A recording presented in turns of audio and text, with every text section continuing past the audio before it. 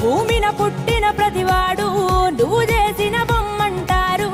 ఒకడెందుకు చక్కగా ఉంటాడు, ఇంకోడెందుకు తిక్కగా ఉంటాడు. గడపను దాటే ప్రతివాడు నిన్ను మొక్కే బయలుతాడు. ఒకడన్ని సాధిస్తాడు, ఇంకోడెందుకు సాగిల పడతాడు.